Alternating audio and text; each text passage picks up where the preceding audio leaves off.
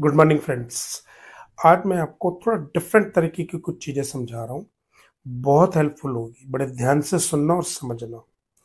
Domestic violence के case डाले जाते हैं, 125 सीआरपीसी मेंटेनेंस के केस डाले जाते हैं। जब केस डाला जाता है उस टाइम प्रोवोकेशन होती है, एडवोकेट से एडवाइस करते हैं उसकी 50,000 इनकम है, 2 लाख रुपए लिखो। और आपकी 20,000 इनकम है, आप अपने बैंक स्टेटमेंट को मत लगाओ, प्रॉपर्टी आपके नाम है वो मत लगाओ, और जो जॉब करती थी वो सब छुपा लो। Advocate C, very sorry to use this word, advocate C advice करती है। उनको सिर्फ ये होता है मेंटेनेंस किस तरीके से सीख करे, किस तरह से अपने हस्बैंड पे, अपने इन लॉज पे प्रेशर बिल्टअप करके मैक्सिमम गेन कैसे ले। अब आप सुने, उन्होंने कंप्लेंट डाली, कोर्ट ने डायरेक्शन दिया, ये सुन ले, कोई भी केस डलेगा चाहे वो डोमेस्टिक वायलेंस का हो, 125 सीआरपीसी का होगा, उसको इमीडिएटली इनकम एसेट लायबिलिटी का एफिडेविट देना पड़ेगा। उसके बाद इंटरिम पे आर्ग्यू स्टार्ट होता है। उसने इनकम एसेट लायबिलिटी का एफिडेविट दे दिया, हस्बैंड को कॉपी सप्लाई हुई। अब भाई हस्बैंड है, वो तो उसके बारे में सब कुछ जानता है, क्या काम करती थी, क्या उसका नाम है, क्या उसका स्टेटस है, किससे वो मिलती थी, कैसी वो दिखने में, उसको सारे रेलेवेंट फैक्ट्स पता होते हैं। और वो इमीडिएटली एडवोकेट को एडवाइस करता है कि सर ये झूठ बोल रही है, ये का इसने लिखा है अपनी पिटीशन में कि ये जॉबलेस है, काम नहीं करती, हाउसवाइफ है। वो बोलती है कि मेरे को 2 लाख रुपए मेंटेनेंस चाहिए, और जबकि हस्बैंड की सैलरी 1 लाख रुपए होती है। और मोस्ट इंपॉर्टेंटली मैं आपको बताऊं बात, वो अपने सारे फैक्ट कंसील करती है।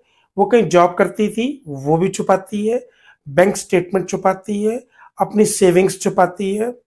वो सब उस टाइम वो सोचती है कि मेरे को सिर्फ पूरा पूरा झूठ बोलना है, मेरे को सिर्फ मनी एक्सटॉर्ट करके, इसको प्रेशराइज करके, इसका पूरा कैरियर, पूरी लाइफ इसकी खत्म कर देनी है। अब आप सुने, हस्बैंड क्या गलती करता है, हस्बैंड सोचता है, अपने एडवोकेट को कहता है कि जी इसके खिलाफ 340 सीआरपीसी की एप्लीकेशन लगाओ, जो कि 379 बीएनएसएस अब हो चुका है।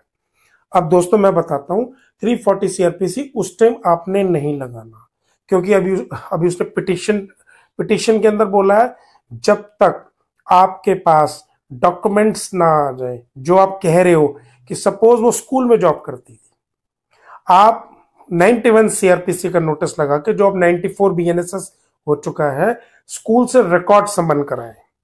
स्कूल से रिकॉर्ड समन होगा, डॉक्यूमेंट कन्फ्रंट होंगे, ऑफिशियल्स बताएंगे कि हाँ आपकी वाइफ जॉब करती थी, ये उसकी सैलरी थी, ये उसका रिकॉर्ड है, इस पीरियड से इस पीरियड वो जॉब करती थी।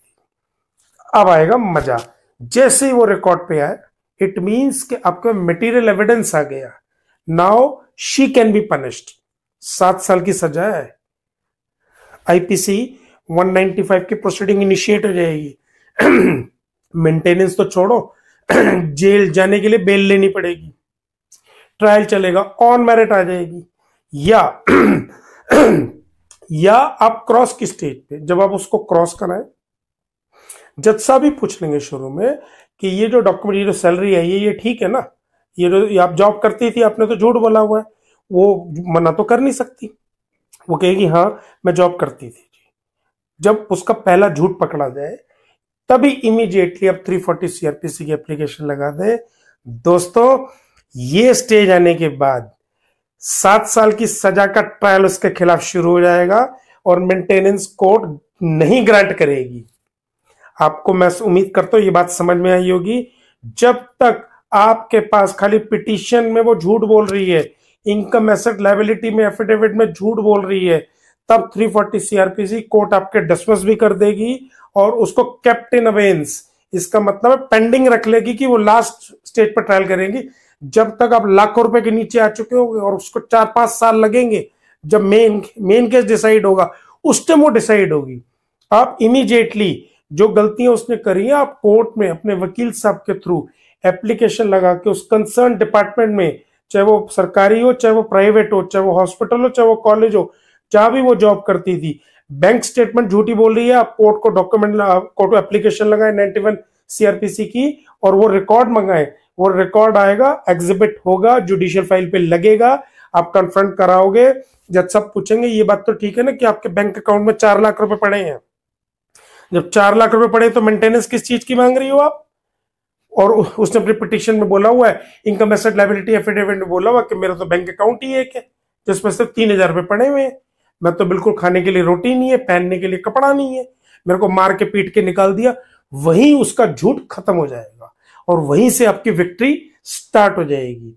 मेंटेनेंस नहीं बंधेगा, नहीं बंधेगा, नहीं बंधेगा, उसके अगेंस्ट प्रोसीडिंग इनिशिएट हो जाएगी on the basis of document. 7 साल की सजा का ट्रायल शुरू हो जाएगा। फिर वो देखना वो कितनी दूर भागती है और आप उसको कितना पकड़ के लेके आते हो। आज का ये मेरा वीडियो बहुत इफेक्टिव है, इसको पूरी की पूरा यूज करना। मोर देन 70% केसेस के अंदर बीवियां, लड़कियां झूठ बोलती हैं, अपनी पिटीशन में भी, अपनी एफआईआर में भी, अपनी स्टेटमेंट में भी, अपनी इनकम एसेट लायबिलिटी के एफिडेविट में भी। आपको उसको कैसे लेके आना है, कैसे उसमें क्रक्स निकालना है, कैसे उस डिपार्टमेंटों को समन करके रिकॉर्ड कन्फ्रंट करके जुडिशियल फाइल पे लेके आना है, ये ध्यान रखना। ये मेरा वादा है, आप जैसे ये प्रैक्टिस अडॉप्ट करोगे, आप हमसे बात करें, आपके पास कोई अच्छा एडवोकेट है उनसे गाइड करें। ये वीडियो एक लोकल अवेयरनेस के लिए होता है ताकि लोगों को समझ में आए। इस वीडियो से मेरे पर बहुत सारे कमेंट्स आते हैं, एडवोकेट भी बहुत कुछ सीखते हैं क्योंकि हम दिल्ली प्रैक्टिस करते हैं या सुप्रीम कोर्ट है, तो हमें पता है, हमें पूरी लॉ पता है, पूरा इंडिया से हमारे पास काम आता है। इस बात को बहुत अच्छी तरह से समझ ले कि how you can punish your legal wedded wife on false and flimsy ground पे। Thank you, thank you, thank you.